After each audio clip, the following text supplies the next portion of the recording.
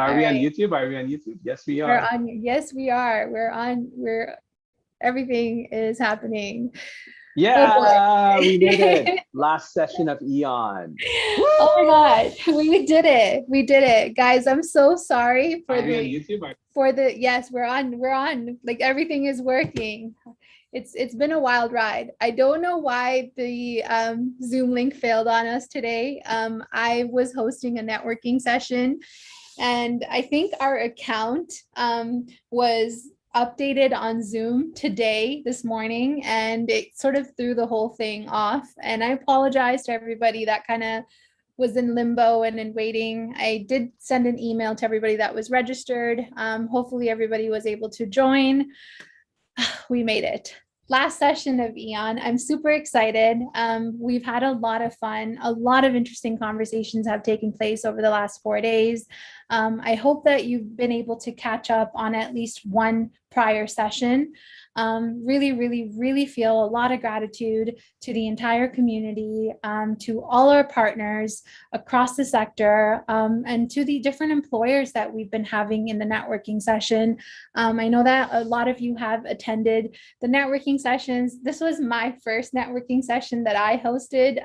I think I was slightly awkward. There was like things being thrown at me, and I was like, okay, I'm hosting this session. I'm not really sure what I'm supposed to do, but here we go. I'm going to stop rambling, and we're going to move on to the coolest companies that hire bootcamp grads. Monarch, take it over, please. All right. So last session, and Eon is all about hope. Eon is all about ambition in the best sense, about growth. And one of the biggest questions that I get from devs, I mentor a lot of them, and one of the biggest questions that I get is, who would hire me anyway? Like my family thinks I'm crazy for doing this, and nobody around me believes in me. They all think that bootcamps are a scam. And I used to think that way too, by the way, about 5 years ago. I was wrong, which is why we're proudly talking about this stuff now, because look, like this stuff it actually works. And one of the things that really gets people excited is when they look at the list of companies that actually hire bootcamps and want to work with them, who are actually aggressively hiring bootcamps. So my team and I, Navi, me, Mubina, we did some research. And thank you to Mubina for putting this together. She did some pretty heavy research, and she went to bed at like 2 o'clock doing all of this research for us. And lots of gratitude for the team we have at MintBean. We could not have made this conference possible without the team. So big shout out to them. We did our research, and we've put together a huge list of companies that hire from bootcamp. So we have 20 of them. We have more than 20. And we're going to be going into them and talking about them in detail. How this session is set up is we're going to talk about the companies one by one, and we're going to be fielding questions. And at the end of this session, we're going to do a final Q&A. A lot of you folks have been here since Monday, Tuesday. Lots of gratitude for whoever's joined us for more than one session or a lot of the sessions. And I haven't had the opportunity to answer any questions, to get questions and answer them. So what we're going to do is we're going to be collecting the questions that you drop in Zoom chat. All you have to do is just drop your question in Zoom chat. No fancy stuff. We keep things really simple over here. Go to the chat button, drop any questions you might have. You can drop them at any point.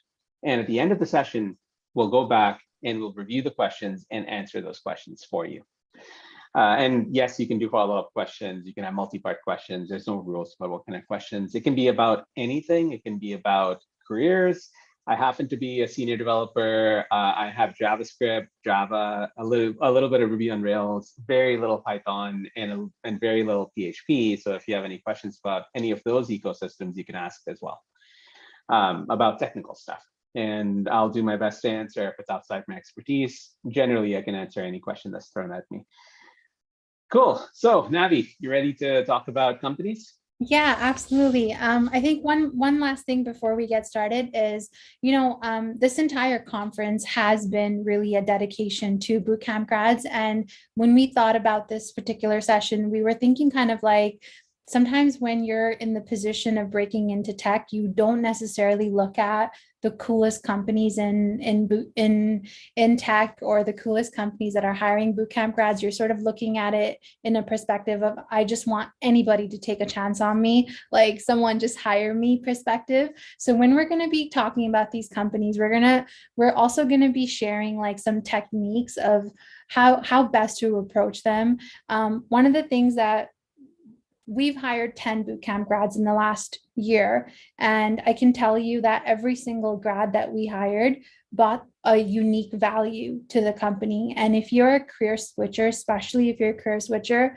your resume is unique to you, and the value that you bring into the organization is not something that someone else is going to be able to replicate. So make sure that you talk about your previous experience, and we're going to be sharing these tips and tricks as we move on in this workshop. And we're going to be watching your questions of like how to optimize our strategies to make sure that we are incorporating some of the companies that are doing some awesome work, and this includes companies that have a developer culture, that are conscious of work-life balance, that are paying competitive salaries. So yeah, I just wanted to set up the premise, but yeah, Monarch, let's do this. All right, here we go. So I'm just going to drop, like, this is like the big bombshell slide. So I'm just going to drop the big names that are hiring bootcamp grads and actually have hired bootcamp grads. And I think everybody over here knows these companies. And these are not the companies we're going to talk about because you guys already know them. But New York Times hires bootcamp grads. Amazon hires bootcamp grads. So does Google, Venmo, Spotify, Etsy, Lyft, Expedia, and American Express. So these are companies from across different sectors, different industries. Some of them are tech companies, some of them aren't. They all hire bootcamp grads. And the best way to sell yourself when it comes to being a bootcamp grad, especially if you're a career switcher, the best way to sell yourself is to highlight your previous experience, make it relevant to these companies. And we'll be talking about that a lot for the next slides, but just to give you an idea of what we're going to talk about. If I had to talk about, let's say, Etsy, they're a marketplace for arts and crafts. You can go and you can buy all sorts of really cool stuff on Etsy, handmade from people across the world. And if you were a maker in a previous life, and then you went to coding bootcamp or UX UI bootcamp or project management bootcamp, and you had a previous career selling stuff on eBay, or if you had a previous career doing some marketing work and you happen to use Etsy, or you have purchased on Etsy, even if you haven't worked in that industry, even if you've purchased off of Etsy, the best way to make yourself very relevant to Etsy is to tell them, look, like, hey, I've actually sold on Etsy before. Why would you hide that? If you've sold on eBay before, you can even highlight that and make that relevant to your employer. And furthermore, when you're figuring out what companies to apply for and what companies to network with, if you have similar experience, then you can go to Google and you can do Etsy versus, and it'll give you like a whole list of Etsy competitors that you can then apply to. So knowing what kind of companies you probably have worked for in the past and are hiring bootcamp grads, if you worked in, for example, travel in the past, maybe you were a flight attendant or maybe you were a pilot, and you're looking at Expedia and going, oh, wow, I know Expedia really well because they were a competitor or because I worked for them. Heck, reach out to them and reach out to people over there and say, I'm starting a coding career bootcamp. I finished a coding bootcamp or project management bootcamp or sales bootcamp, and I'm moving into this career. I would love to talk to you because guess what? I have relevant previous experience. You won't find a software engineer who has 7 years as a flight attendant or 7 years as a travel consultant. Yeah, I'm going to pause for a second, Monarch. Derek asked in the chat, I'm trying to switch careers. What would be the best approach to get higher? Guys, we work with our primary audience for our hiring hackathons and for our hackathons in general have been bootcamp grads. And we've sort of seen that there's like this undercurrent perception with bootcamp grads where they don't want to talk about that previous experience that they're coming in from. But what Monarch is talking about, this is kind of how you want to enter these companies.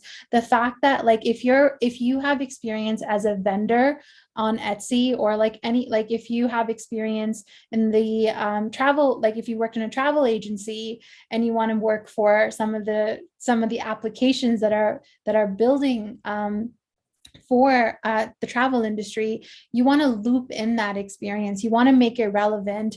And, when you're building applications and you understand your user base, it makes that conversation it allows them to see how you fit into their picture. So, sorry, Monarch, I just wanted to really highlight that point. Yeah, absolutely. Just a quick note on chat. Don't flood chat with LinkedIn links. Instead, talk about yourself, engage with others, Google them, or send them a private message and share LinkedIn links in private message. That's the best way to network with other people over here. Make yourself relevant to other people, talk about your own experience, relate to the content that's being presented, and then drop a link. When somebody requests it in private message, drop it to them personally. So that way you're actually creating a warm connection. I've noticed, I've been in these conferences. I used to be a link dropper. I used to get like 2 or 3 connects, but none of them would really stick around. I didn't really know any of them. It's actually better there's a little to button, and you can click on the drop down and you can click on someone's name if you want to get in touch with them. So I'm going to type, you guys won't see this, but George, I'm just going to say hello to George in private. And what it shows to me is direct message, and it says direct message. So George, absolutely, like I would love to hear more about your background in there. We love Full Stack Academy, and I would love to hear about your experience in cybersecurity over there, and about your background from before bootcamp. What did you do before bootcamp? Did you just go to bootcamp right out of high school? Did you have a previous career? I think we would all love to really understand more about your background, especially me. Would love to hear more. That's a great point. And, on just adding to that is, so everybody here is looking for work, right? So a lot of your peers are going to end up in companies where you also want to end up in. If you are building relationships with your peers that have actually substance behind them, they'll be able to recommend you. A lot of these companies have bonuses where their HR team will be like, hey, if there's a recommendation, and if we end up hiring the person that you recommended, and you can get anywhere from 500 to 2,000 depending on the company. So warm relationships really, really make an impact in how you break into the industry as well. Absolutely. Okay, I'm gonna get right back to the content we have prepared today. But no. I think it's important to inform people how to use chat so that they can actually engage with each other. Usually I'd be engaging on chat and making it lively, but because I'm presenting, it's hard for me to do that. So, yeah, I just quick point. Somebody was a professional cook before. I've hired a professional chef as a software developer, and they were the best hire ever. They sent us pictures of them cooking beef casseroles, and it was delicious looking. They are now an intermediate developer at another company, and fantastic hire. I could put them in front of, because they had hospitality experience, I could put them in front of a customer, and I had no problem putting them in front of clients. I could just drop them in front of a client and they would shield the entire team from the client, which was amazing for us. Yeah. So and working in the kitchen, you're working with a quite diverse, depending on, who you are, if you're working in the front of the kitchen or at the back of the kitchen, it's a very diverse group of individuals that you have to deal with. And if you're working in any restaurant, I don't know how it is pre-COVID world, but post-COVID world was it's pretty insane, which I imagine it still probably is, at least on the takeout side. I think we're kind of getting back to where we used to be. So someone just said that they received advice not to discuss one's prior technical career path, which is crazy. Yeah, I would not listen to that, Kevin. So yeah. Luna asked, so what's the best way to figure out what skills translate over from previous positions?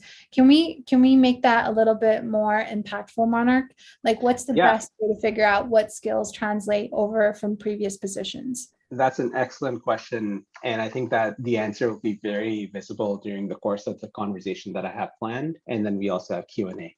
Cool. So let me give you an example. So I'm going to move on to the next slide. So here's our first showcase company. It's a company called PwC. I think that's Price Waterhouse Coopers. Yep. Yep. And they are a global consulting firm.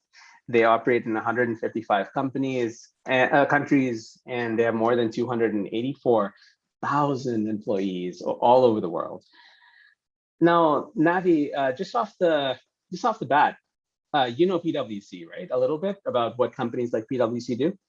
Yes. Well, we have a background in finance, right? So PwC was one of my firms that I was targeting as a finance grad.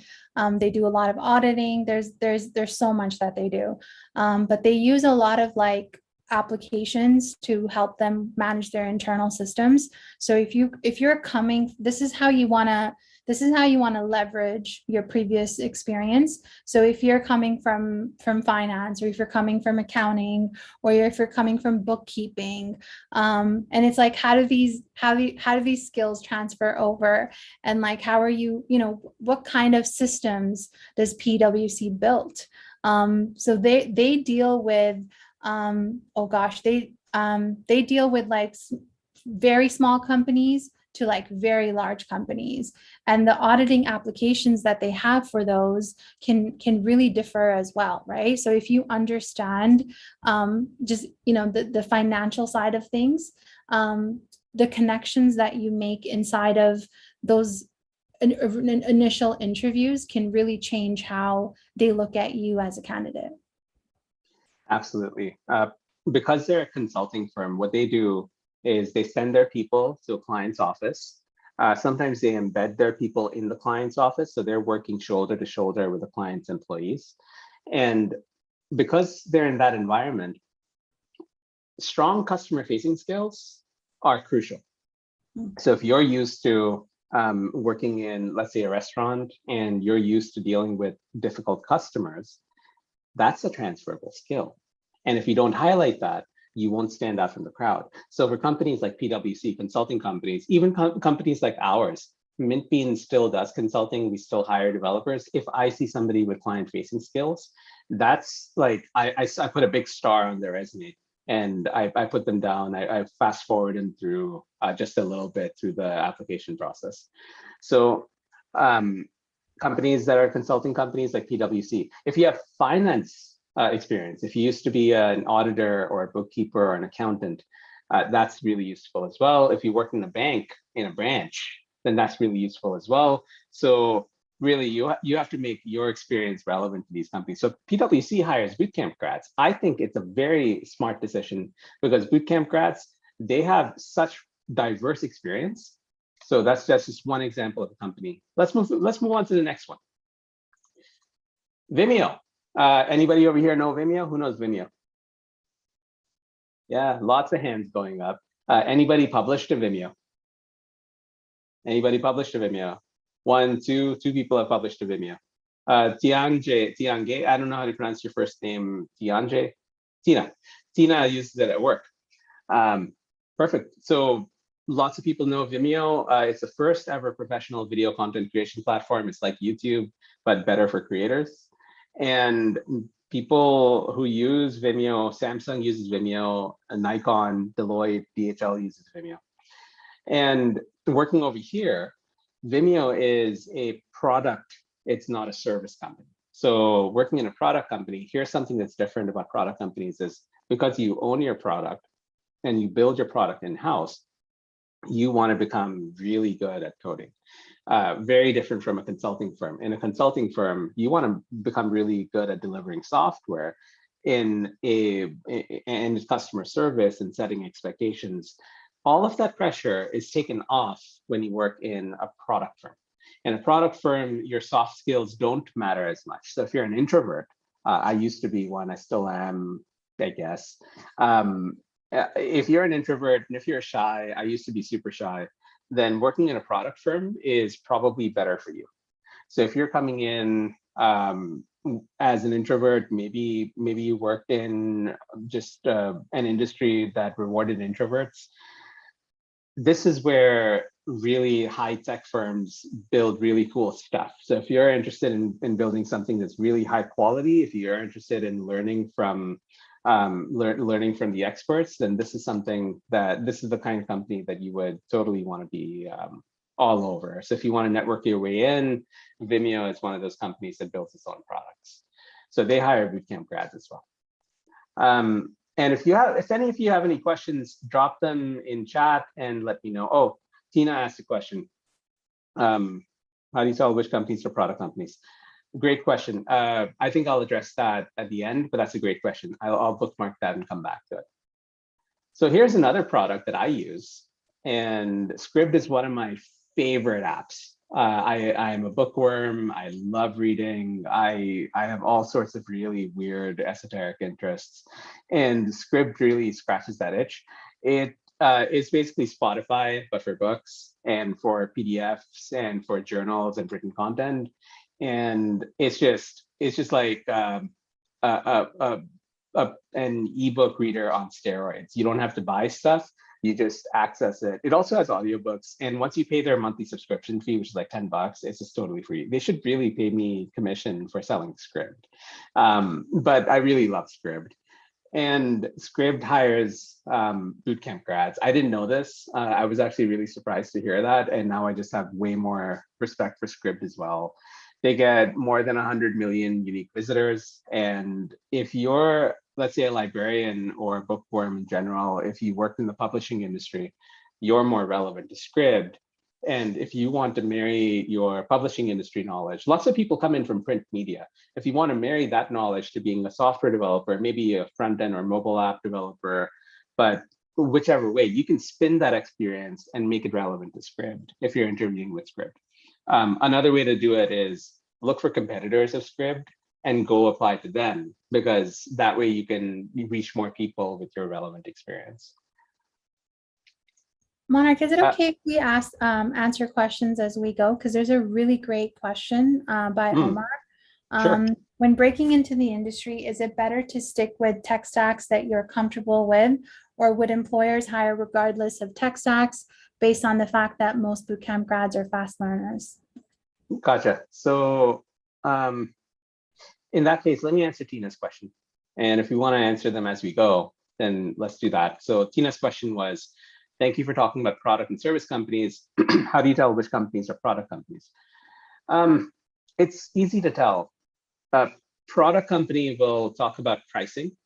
It might have a monthly price. It will probably not have our clients list or case studies. It won't have those. So consulting companies have case studies. They don't have pricing published. Generally speaking, as a rule, consulting companies don't have pricing published. They talk about their case studies, their successful projects, they have client lists, and they are trying to get business from other companies. So they sell B2B. Product companies are a mix of B2B and B2C. So some of them sell to other businesses, some of them sell to consumers directly. A product company is someone who builds their own software and publishes it. So they'll have their pricing, maybe they'll publish their pricing. Maybe you've used their product, maybe you can download their app. And some of them are hybrids. Like some people do a hybrid model, like Shopify is a product company, but they also do consulting. So some of them are hybrid. So sometimes it's difficult to really split it cleanly into both. I hope that answers your question. If you have follow-up questions, you can ask them. Oh, I didn't know that Scribd is good for sheet music. That's interesting. Or Vimeo, maybe. Omar asked, so when breaking into the industry, is it better to stick with tech stacks that you're comfortable with, or would employers hire regardless of tech stacks based on the fact that most bootcamp grads are fast learners? I would go tech stack first, but I would specialize in one tech stack. And I would try and get really good at one tech stack. So I guess I'm answering the question with a slightly different approach, which is you should be learning one tech stack deeply, but you should be applying to companies regardless of their tech stack. And if you're trying to save your own time, and if you're only trying to target certain companies, of course, target the companies that are in your tech stack first, exhaust that list first, but then with the same energy, move on to the companies that are not in your focused tech stack. So what's a tech stack? It could be JavaScript, Python, React. It could be just front end. It could be backend Python. Could be depends on how you do it. There's honestly, it's difficult to pin down one specific strategy because everybody's situation is different, which is why working with a mentor, especially if your bootcamp is providing one, is really useful, or getting another mentor from outside. I'm starting up a mentoring service. I'm kind of dipping my toes in it. I've been mentoring for 2 years now, but never for pay. So I'm starting a code and career coaching service. So if anybody's interested in maybe working with me directly, then I can kind of help you figure out exactly what your personal strategy should be. But that's a plug. I haven't really cracked the plug yet, but I'm just putting it out there. Somebody else asked, Mian asked. Okay, not a question. Okay, cool. More info. Okay, good. Maybe we can keep coming in and out of the questions so that we're actually moving along. But these are some really good questions. I actually really liked Omar's question because I think that from working with the community and talking to developers, I like the strategy that you provided is, when you think about, this is the conversation that Brian Doyle and Dan Weeks had with us on day 3, session 1, where bootcamp, their curriculums are really focused on T-shape, right? They try to, so it's like breadth versus depth. So they try to teach you a little bit of a lot. And so your knowledge is still primarily weak on a lot of different things. So if you're switching languages, it becomes really hard for you to solidify like the fundamentals and the concepts. So when you're focusing on a single language, you're actually able to understand just like why applications are built a certain way. And then the languages, it becomes transferable, right? So if you're really good at JavaScript, then learning React becomes that much easier. If you're really good at React, it becomes that much easier to learn TypeScript. So it like, don't jump languages before you master one is a really good advice. Totally agree. So next one on our list, Datadog. Datadog, their recruiters came to our networking sessions a couple of days ago. Some of you may have met them. Datadog provides monitoring of servers, databases, tools, services through a SaaS-based data analytics platform. The backend geeks over here are probably wondering what the heck is that. The front-end geeks are probably wondering what the heck is that. And the product managers and UX UI designers are probably like, what? But they hire bootcamp grads. Obviously, this is more technical. But they've hired 122 bootcamp grads over the last 2 years. Because they hired so many, I think that actually might be a mix of technical and non-technical. How it usually works is once a company hires one bootcamp grad, they see how great they are. They start seeing the light and they start pulling in other bootcamp grads across all disciplines. So they've hired 122 bootcamp grads in the last couple of years. They haven't had enough. They're coming back to hire more. Great company to get in touch with. You should look up their job postings. I haven't, but you guys should, and see what they're hiring for.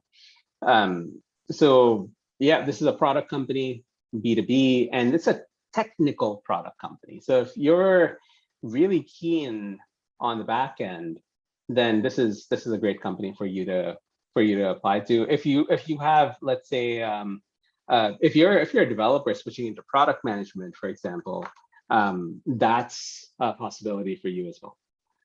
Here's another one, Resa.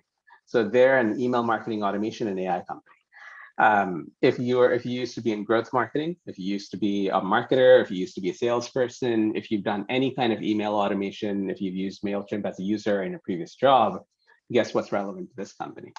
So these people won Most Innovative Startup in LA, Innovation Agent, top 10 software company in Southern California.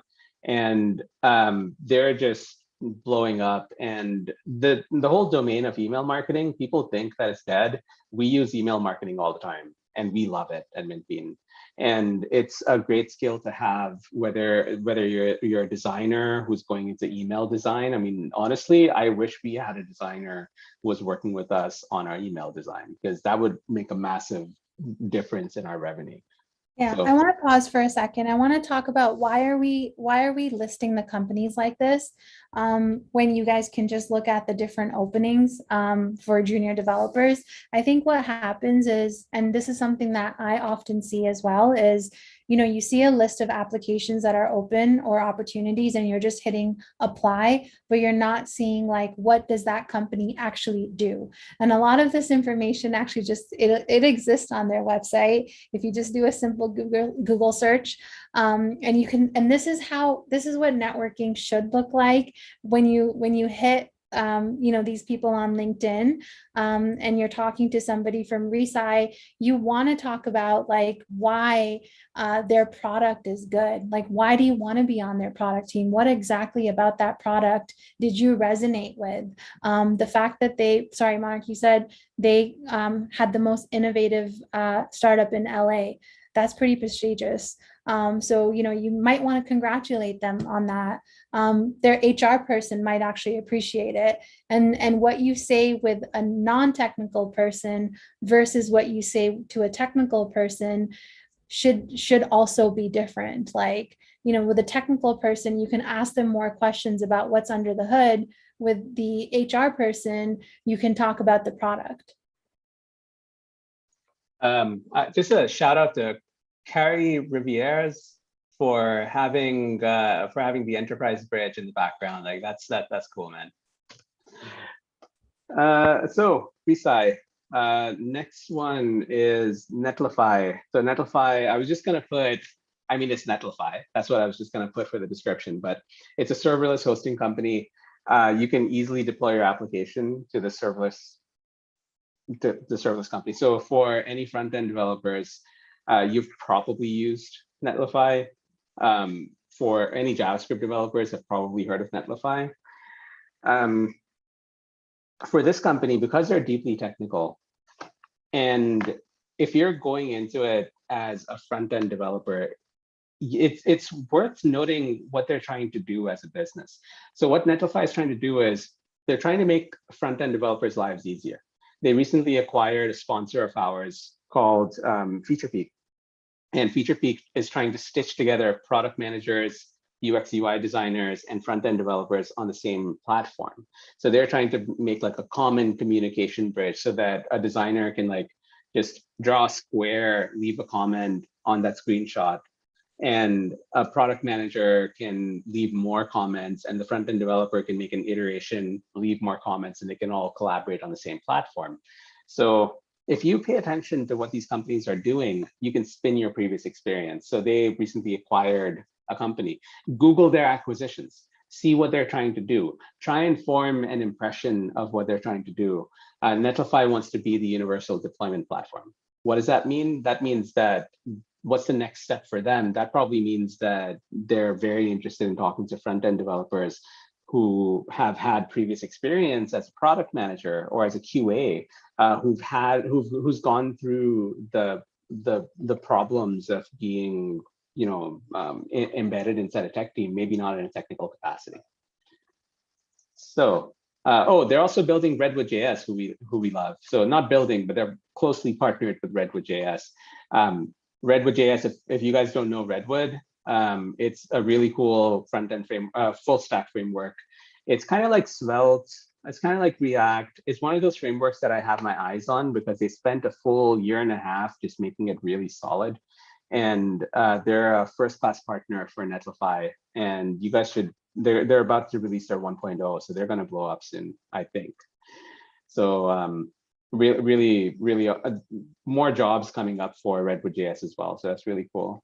I was actually recently looking at a job description. Someone hit me up on LinkedIn asking me for advice because I know of a few people on their team on what they should say. They were trying to hit up someone who's very technical with a very non-technical message. And I was looking at their JD. Interestingly enough, Netlify does not use experience in their job description. I'm reading their job description. It says, as a front-end engineer, you'll leverage expert level knowledge of JavaScript, React, and their ecosystem. Use your appreciation for semantic HTML and accessibility. So they have a massive appreciation for semantic code. Collaborate with designers to craft. I feel like sometimes because of the easy apply button, we often miss the job description of some of the great companies out there. Even for the front end engineer, they have an appreciation to people who've worked with Figma, people who've worked with Storybook, people who have a taste of Tailwind. So you could loop those in when you're talking about why you want to work for a company like Netlify. Fair enough. Here's another consulting firm. So this is a consulting firm that's built software for Spotify, for Casper, for Code Academy. They hire bootcamp grads, and as a consulting company, they're a good place for anybody who's done Ruby or Python or Java or JavaScript. Strideconsulting.ca is their website. And they're like PwC, they're a little bit smaller. I've noticed that smaller companies, if you have an interest like me in working for a smaller company, then companies like Stride are a little bit smaller than most other companies. And consulting companies in general are actually really good targets for bootcamp grads. Small 10-person shops, Stride is bigger, but small 10-person shops, 25-person shops, those companies are more open to working with bootcamp grads, partially because the perception is that a bootcamp grad comes in with versatile skills. There's also the perception that bootcamp grads are easier to retain. There is that perception, and easier to hire, maybe coming in at a lower price point. That's not actually the case in the market, but there's that perception that works in your favor. So here's another one, Shopify. Everybody's heard about Shopify, I'm sure. Shopify in 2021, they hired 2021 devs in 2021. They hire across all fields. I know project managers who work over there who graduated from a bootcamp, I believe. I know obviously developers that work over there. Somebody who came in from a bootcamp, worked at Mintbean, then got hired by Shopify in Toronto. So Shopify is another example of a large company, very well known, very stable, that hires bootcamp grads. Again, sorry, just as a point, again, the point of this session is to give you guys, is to end on a note of hope and opening your eyes to the breadth of companies that hire bootcamp grads. Go ahead, Navi. Sorry, Monarch. I wanted to say something here for Shopify, because Shopify is an excellent brand, but their HR team, I think the HR team consists of like at least 200 people. It's a very, very big company. And when they open up apprenticeships and internships, they get like 2,000. I think they used to get 2,000 applications. I think that number has gone up. And one of the things that I've noticed is that when you target a company like Shopify as one of your first companies, there's this massive like hope that gets built up, like, oh, I really want to be associated with that brand. And then, when that rejection happens, like it sort of, you end up sitting with it a little bit longer. And I've seen that way too often. one of the best ways to get attention for a well-established player like Shopify is to maybe work for a smaller firm and say, you know what, I'm gonna, like Monarch mentioned, that consulting firms that are, maybe like 0 to 10 or 10 to 50 or 50 to 100 people is the best way to sort of enter tech. And then set your eyes on, okay, well, here's the companies that I really want to work for, and what skills do they need, and how do I make that jump, how do I make that leap? And then Shopify becomes a no-brainer, right? Their HR team, when they look at your application, you're not one of like 2,000, you're like one of a few hundred that they're assessing you against.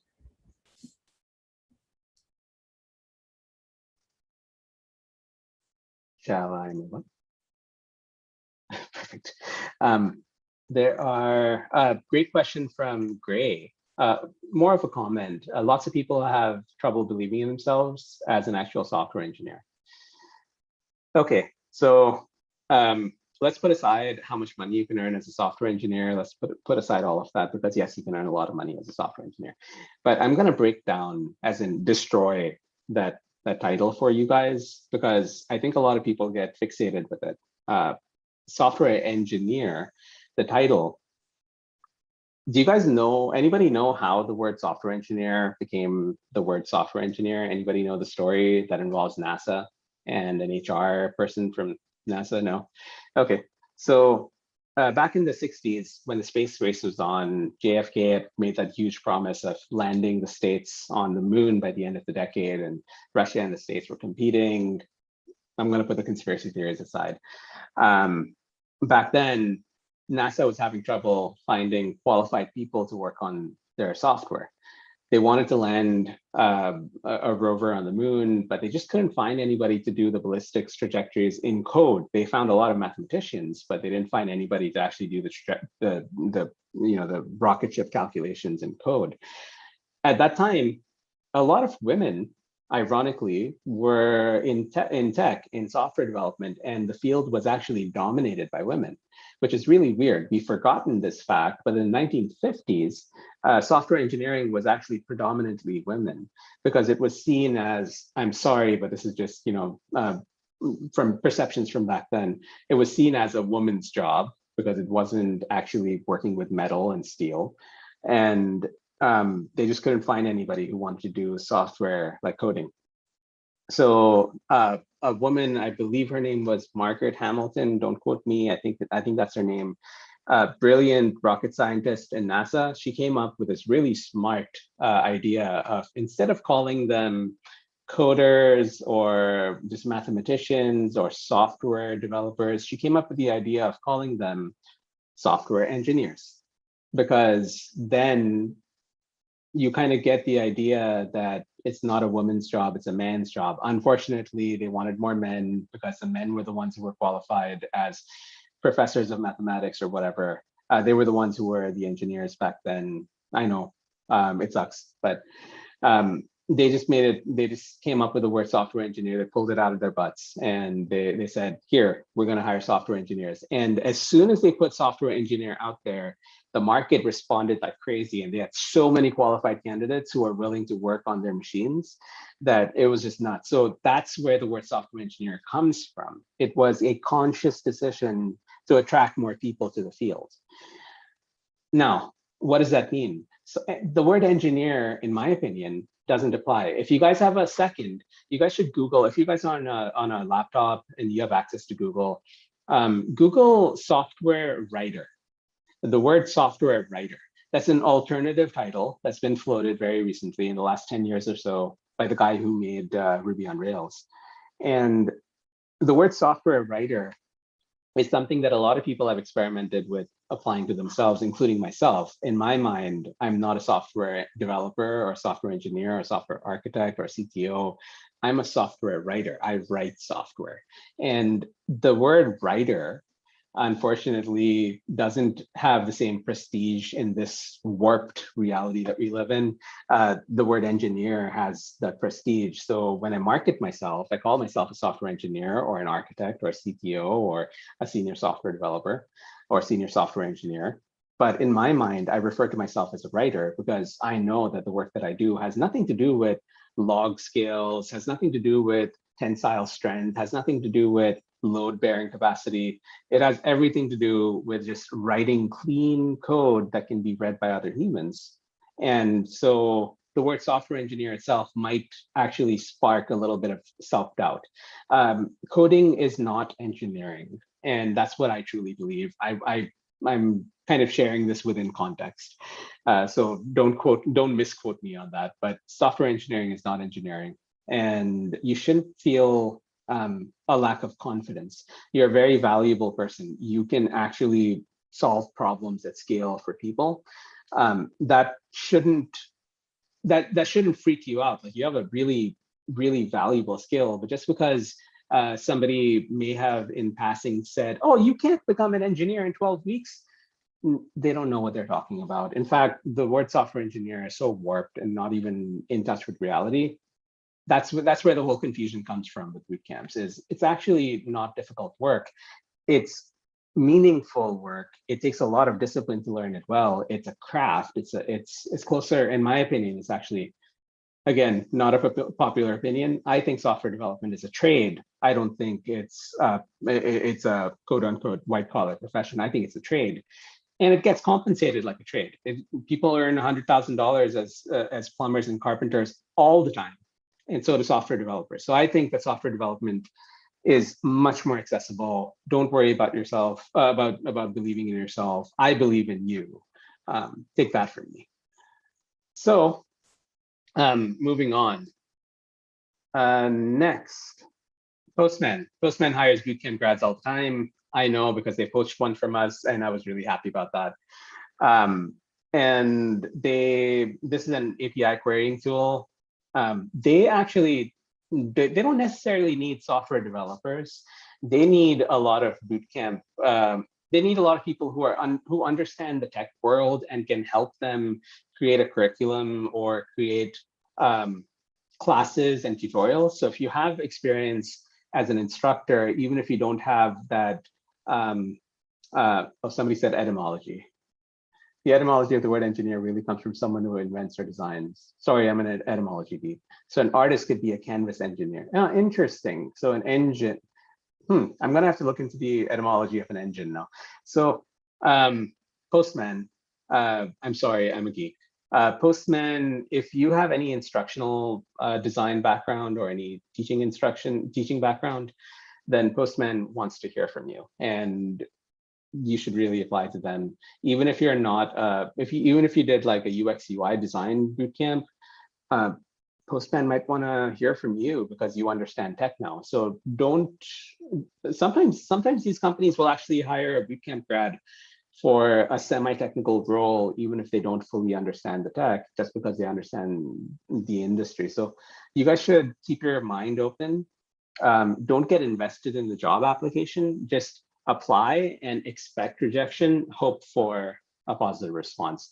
Give it a shot. You miss 100% of the shots that you don't take. So definitely take a look at Postman. They're working to build their community. So if you understand community building, even if you're not a developer, they might want to talk to you. Yeah. Sorry, I want to go to text chat for just a quick second. There's some really good questions.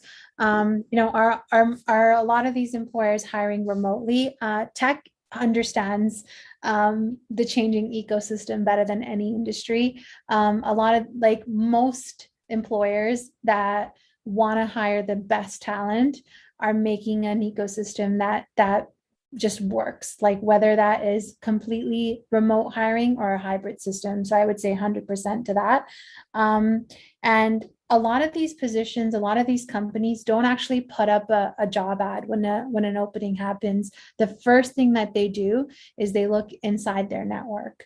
So 80% of the jobs actually never hit the Indeed or LinkedIn or ZipRecruiter or any of the more popular sites, because they're trying to reach out in their network and they're trying to see if there's someone that could fit that position. So make friends and real connections with people inside these companies who are bootcamp grads, and ask them questions, ask them intelligent questions, get them to do knowledge sharing, or like whatever their interests are, align your interest there, instead of like kind of just, I want to pick your brain.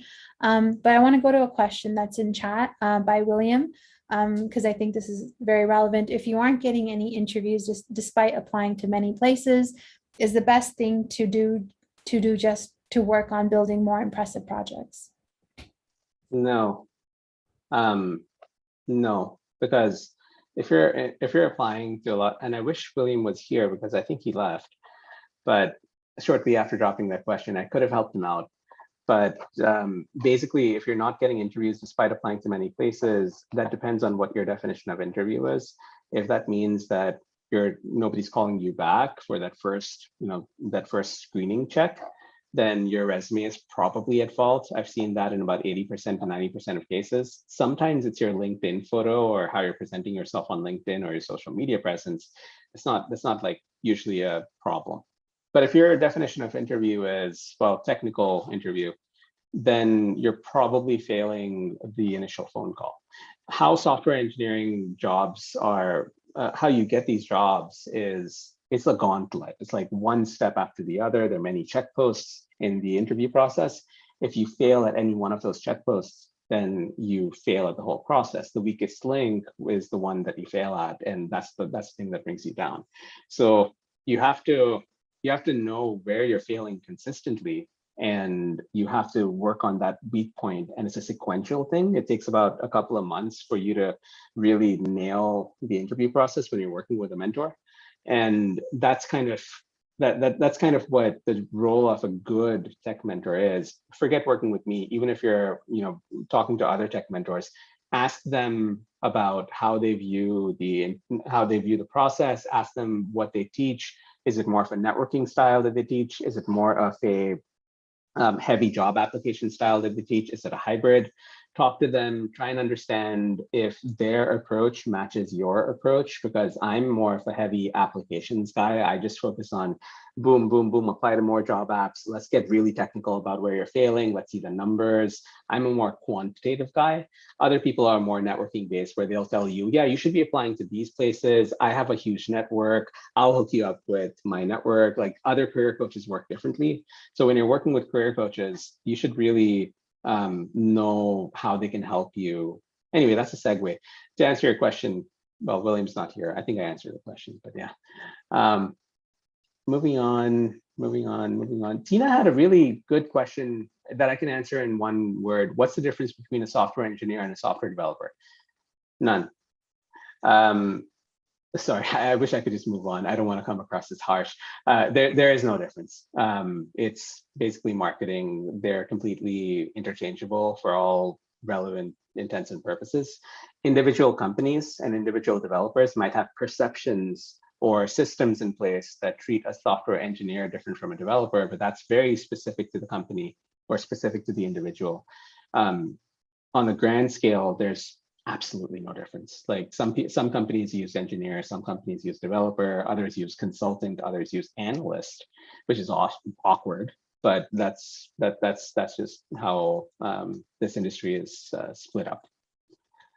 Okay, for Postman, would that also include creating protocols? I don't think so. I don't know what you mean by protocols, Luna. Can we keep questions for the end? I feel like I have another 10 slides to go through, and I don't know if I'll be able to go through them. So I'm going to keep questions till the end. Okay, I'm going to interrupt you last. Let's power through this. Let's boom through these. Okay, cool. So Give Lively. Anybody from nonprofits? Anybody work with nonprofits? Do a lot of volunteering? Yves, Alexandra, not Tina. Okay, so if you've done any work with NGOs, and Luna, you can drop your clarifications now. That's fine. Just drop them. I'll read them.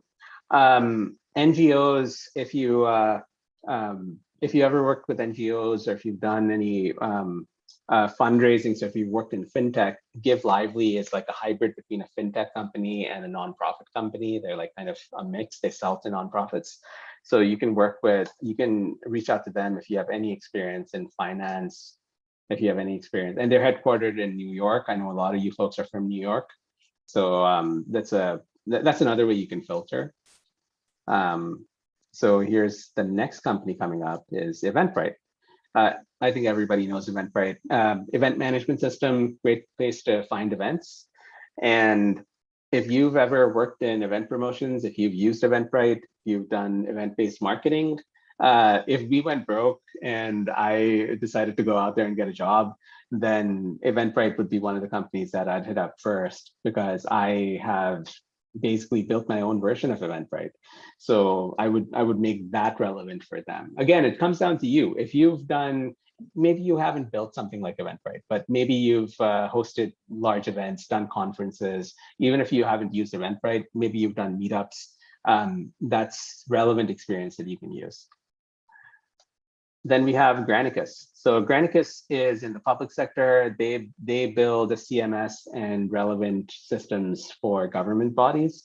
So you can have a website, online services, digital communications, basically a CMS system for governments, like your local town or city website might be hosted, or Granicus could help you host for your department, for example. If anybody has any experience working with a government, guess what? Doesn't matter what job you're applying for at Granicus, you should be looking them up. So this is another place that you can.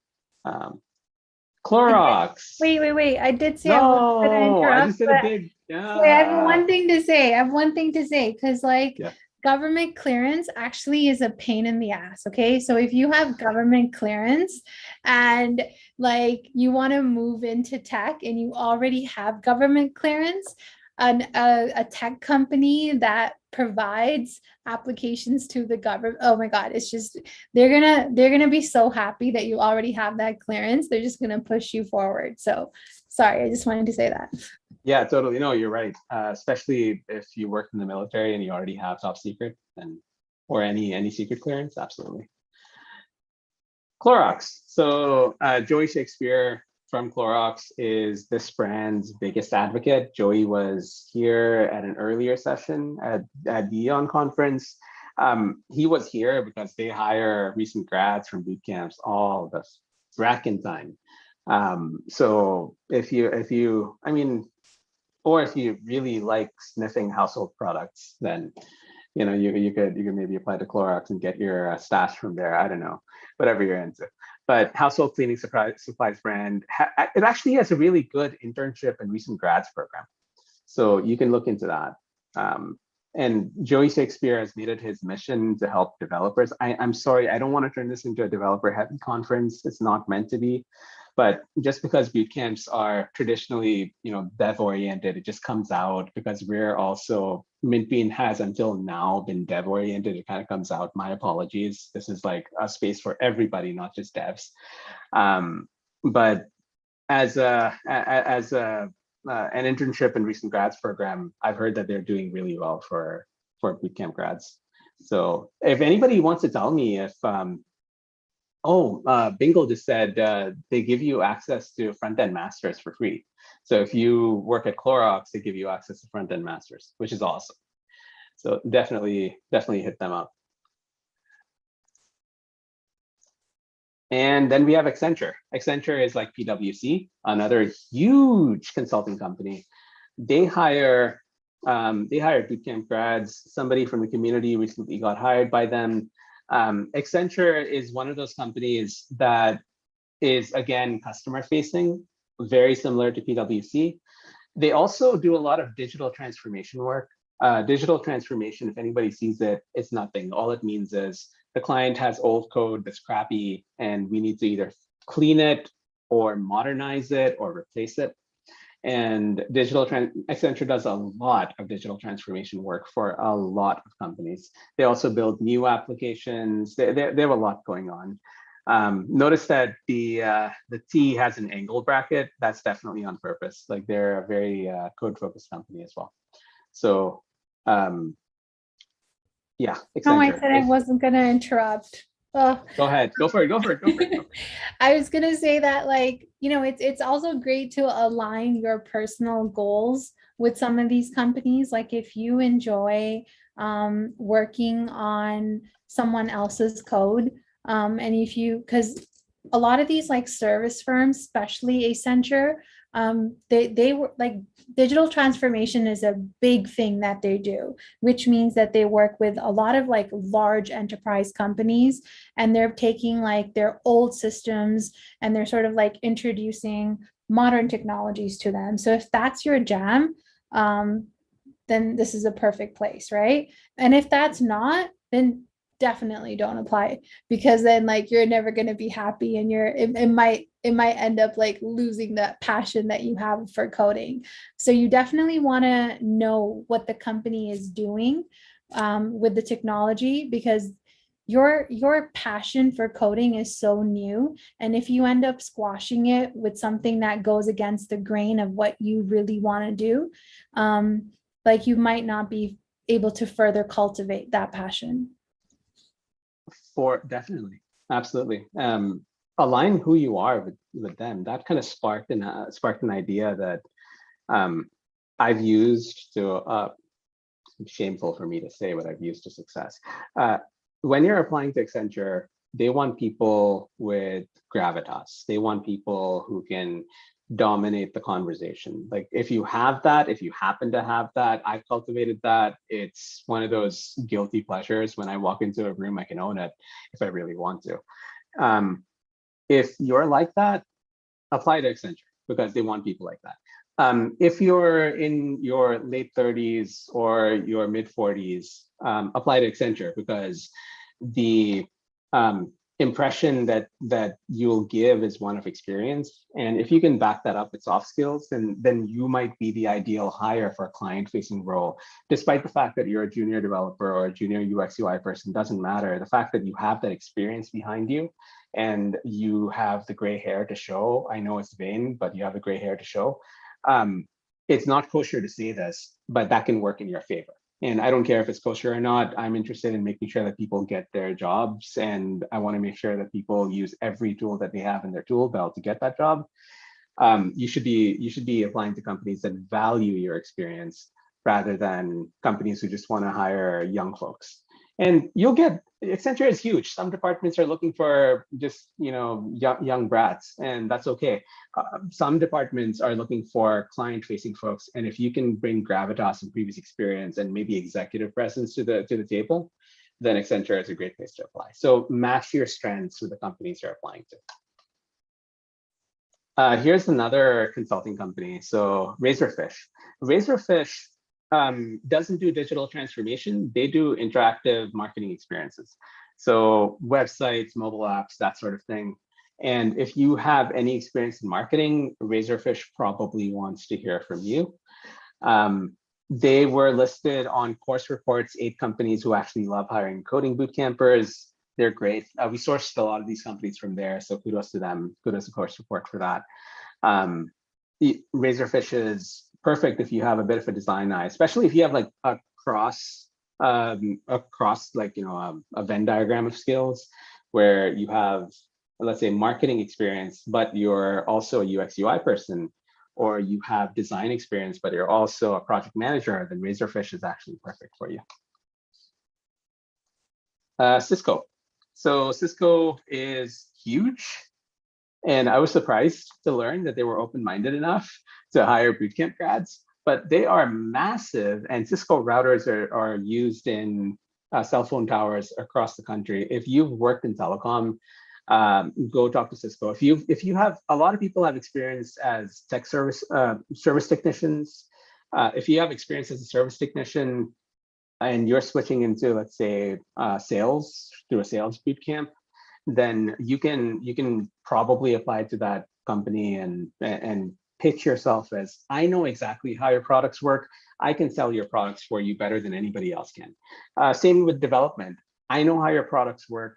I can probably code stuff that really works really well with your routers because I know how your routers work.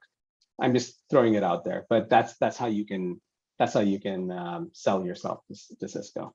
As you can see, there's a pattern over here. Capital One, one of my really close friends, he worked as an AI specialist at Capital One, machine learning AI. So he would build these machine learning models for Capital One. And I've heard really good things about their tech sector, about especially the data analysis side of Capital One. I've heard really good things about data analysis there. So if you've done R and MATLAB and Python in your bootcamp and you're switching into this from a data scientist perspective, then Capital One is one of those companies that'll value that. Of course, any experience working in banks, finance, if you just gave up your cushy finance job and you're pounding the pavement looking for a startup job, well, maybe not if you're pounding your pavement. If you give up on the startup dream, you can go back and work as a developer for Capital One. So instead of working for them as a suit, you can work for them in a hoodie. They are a casual dress code, which is nice.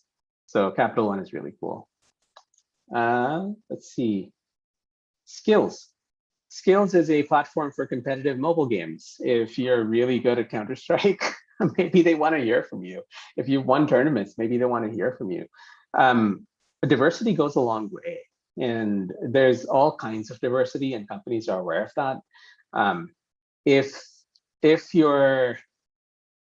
If you don't have somebody on your team who's actually worked with the product, your team is only so good, and you only have so much empathy for the business side, or for the tech side, or for any other department. So if you've played a lot of video games, and if you're a big Twitch streamer, if you have a different if you have any experience in playing video games competitively, apply to skills.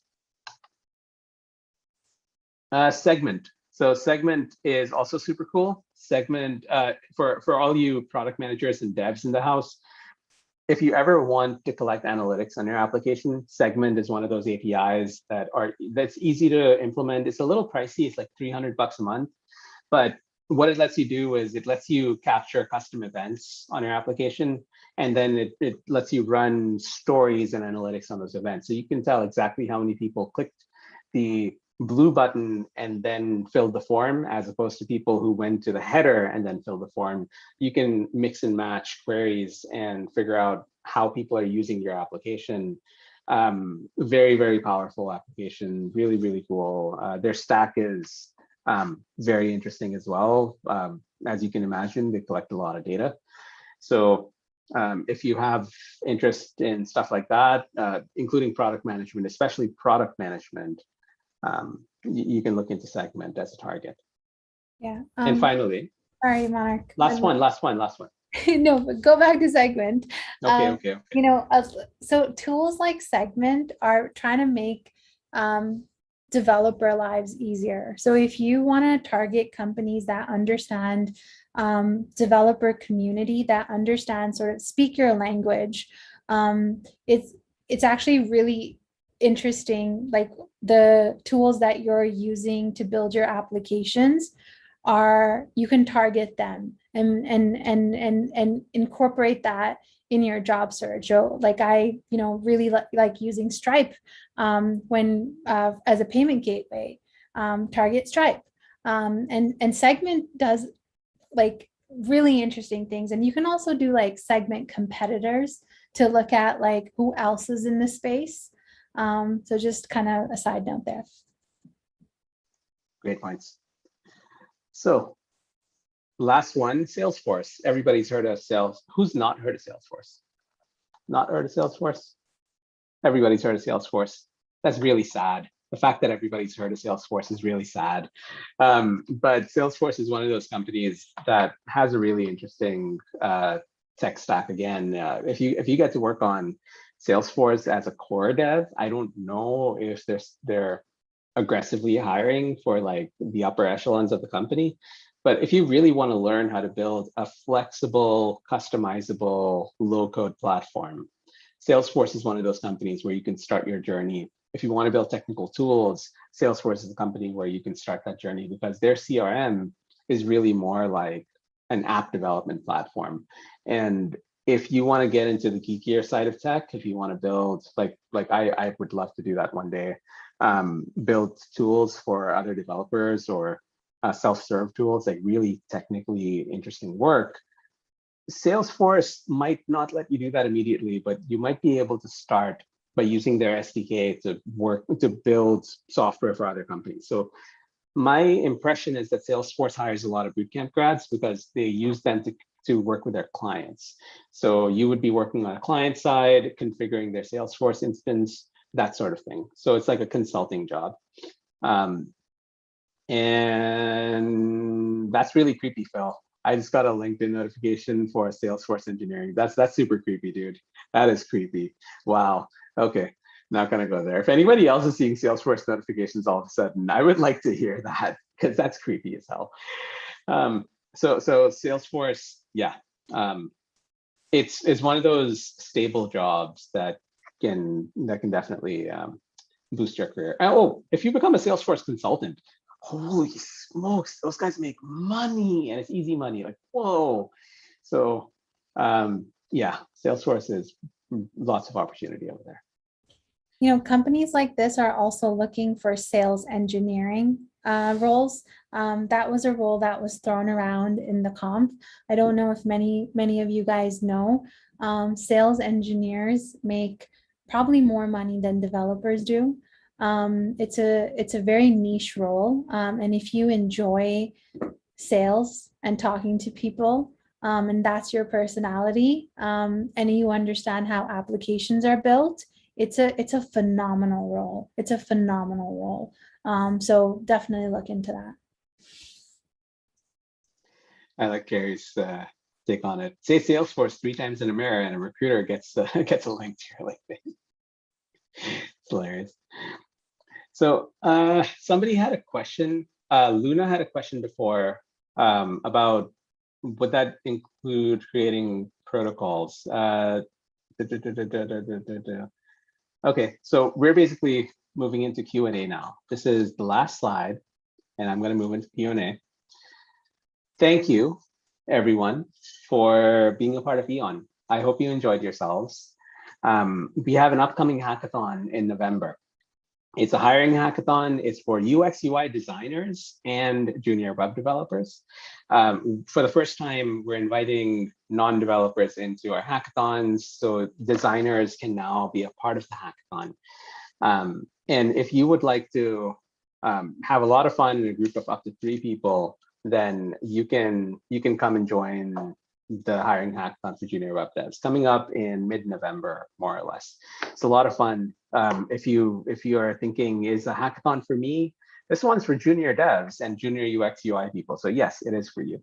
And it's designed specifically for as a learning experience and as an opportunity experience. We're pulling more and more recruiters in. We have a hiring platform that we're building, and we're showcasing people who come to our community on our hiring platform, and more on that later.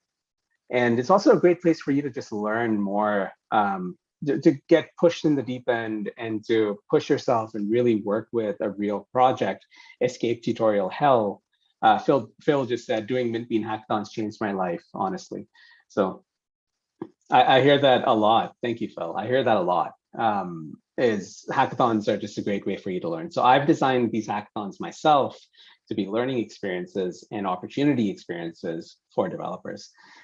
Q&A. We're at Q&A. Luna, Lori asked, Luna, if you want to kind of explain more about what you meant by protocols, it would be really cool so I can answer that question. I don't know what you mean by protocols. I heard something about terms of service, but would love to hear more. So I'm a cybersecurity student, so I am constantly developing different protocols, walkthroughs, how to use different tools. So that's what I meant by protocols. I think you can absolutely spin that. I think you can absolutely say you build processes and ways for people to interact with technology, and you can absolutely use that, like whatever your KPIs or metrics or goals or targets were in cybersecurity, you can absolutely spin that and say that I can do the same for your purposes, which is probably onboarding, evangelization, marketing. You can absolutely help build great marketing experiences or onboarding experiences for developers. So I guess what you're describing as protocols, I would probably rename as processes in that context if you ever got into an interview with Postman. Yeah, I think both work. Thank you so much. I appreciate it. And thank you so much for this. Yeah, absolutely. Thank you for coming.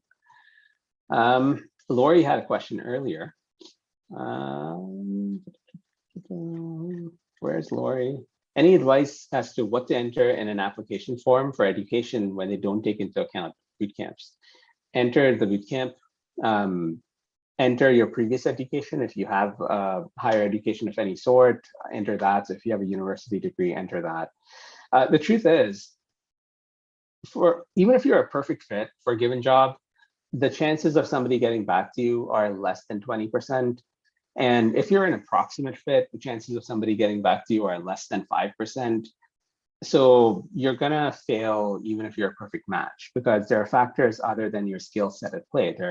There's the other developers, there's the competition, whether they've already found talent, whether they've shifted directions and decided not to hire someone, whether the budget changed. So there's all sorts of reasons why they would close the job posting that are not related to your skills. So if you need to apply, look at it from the point of view of, if I apply to 5 jobs, I'm probably not going to get any responses. So I need to apply to 50 jobs. If I apply to 50 jobs, I'm probably not going to get any interviews. So I need to apply to 100 jobs. So it's really a quantity play with a quality coefficient. If you're mathematical, so it's like the more you apply to, and the higher quality your applications are, the better your chances of getting the job. There's a devil's triangle of quality, quantity, and energy. So the more quality you have, the more quantity. You can only pick 3. So you can have high quality and high quantity, but then you don't have energy to do stuff in the rest of your life. You can have high quantity and high energy, but then you can't put in the quality for your applications. You can have high quality and high energy, so you're like balanced, but you're not really applying to a lot of jobs. And the place where I find people get stuck is getting the right balance of the 3. That's where I see my mentees getting stuck. Oh, by the way, if you want to work with a career coach who knows his stuff when it comes to coding, all I talked about is career stuff over here, but I can wax poetic about JavaScript all day, every day. So if you're looking for a career coach who's also able to give you code mentoring at a deep level, because I've led teams of 150 developers handing down JavaScript.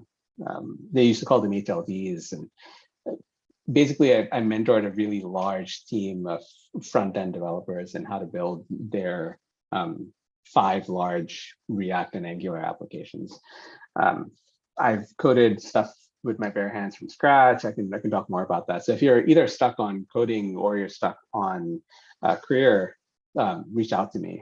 Best way to get in touch with me is LinkedIn, and possibly Discord is better, but LinkedIn is really good too. Let's see, I think there are a lot of questions over here. Hey, Monarch, I think you might have missed my Salesforce question above. Would love to hear what you have to say. Looking for it, Omar. Let me see. I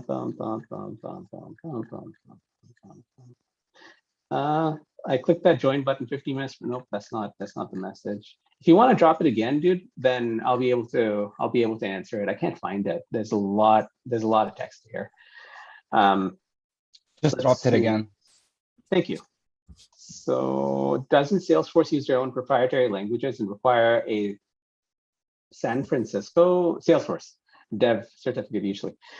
I mean, it's all using their own proprietary language. They use like this really weird mix of Java and .NET, I believe. But if you know statically typed languages, I believe Salesforce is not that hard to pick up and learn, if I remember correctly. So if you know TypeScript, or even if you just know JavaScript, not a huge deal. And I don't know if Salesforce like if you have to pay for a dev certificate, but if it's free, then it's worth doing, because a lot of companies out there want to hire Salesforce devs, and there are not enough Salesforce devs. It'll set you apart, but that's only if you want to go and do Salesforce. You should do your market research and figure out if it's a good match for your personality before investing your energy in that tech stack, because it is a completely different tech stack. You know what's I hope that answers your question. Sorry, I wanted to add something to that. You know, even if you do a Salesforce certificate, and work for a company that's not Salesforce, a lot of times integrating into these platforms like CRMs, like for example, we integrate with HubSpot, And that integration was actually kind of painful. And as I love HubSpot, I like as a business leader, I love like the different analytics that they're and the tracking that they do. It's like serious big brother stuff. But aside from that, integrating into their ecosystem, the pricing that they have is interesting because in order to give a company our size support, the pricing is actually quite expensive.